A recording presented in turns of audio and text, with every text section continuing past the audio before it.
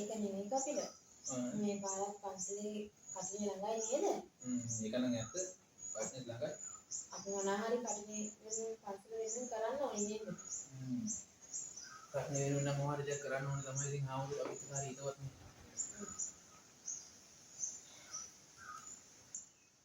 මේ ඒක නෙමෙයි. අපි පන්සල වෙනුවෙන් මොනවා හරි දෙයක් කරන්න බෑ. ඒක ගැන මොනවා කතා කරගමු ආවොත් එක දිවිලා.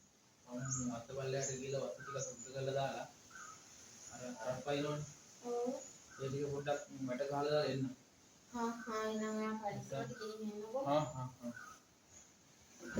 මේ ටික දියපින් තියන්නකෝ.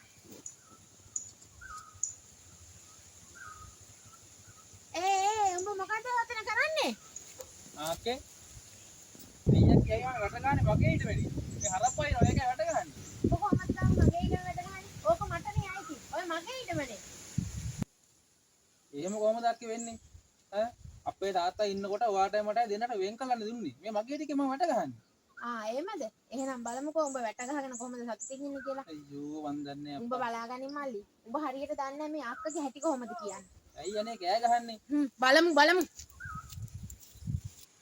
දන්නේ මගේ හැටි කොහොමද කියලා හිත පොන්කොටට මොකද වැඩක් කරන්න ඇයි හත්තිලා උවේ මගේ ඊට මෙනේ වැටේ ගහන්න හදන්නේ මු බලාගමු අපි හොඳට කෙල්ලේ ෆෝන් එක කරන් වරේ ඒක කනේ නෑනේ හත්තිලා උවේ ඇයි යන්න දීපන් ෆෝන් එක නෑ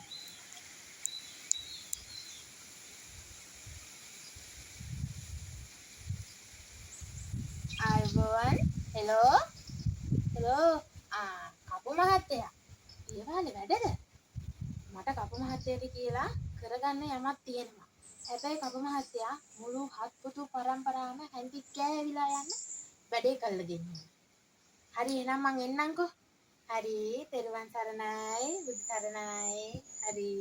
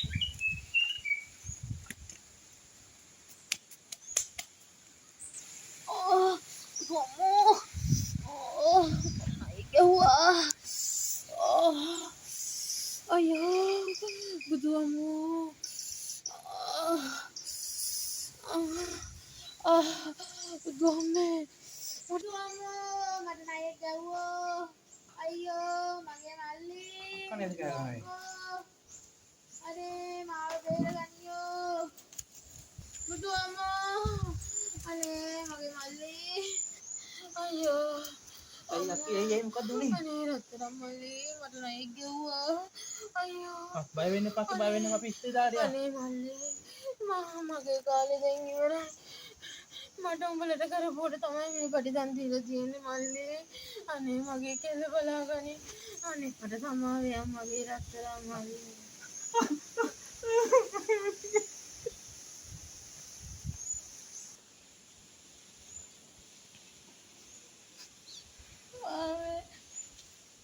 මට දැන් අම්මු කියන්න කවුද මම්මි අඬන්න එපා මේ අහන්නකෝ අඬන්න නැතුව මං කියන එක අහන් ඉන්නේ අඬන්න නැතුව මගේ හොඳ ළමයි වගේ අඬන්න තියෙන්නේ අම්මා ගෙනාවු ආයෙත් ඉවර වුණා අම්මා ඉන්නකොට කරේ පව් වැඩමනේ ඒක නිසා මම අඬන්න මගේ දරුවෙක් වගේ මම බලා ගන්න ඕනේ මාමා ඉන්නවා මම පුතා අඬන්න තියෙන්නේ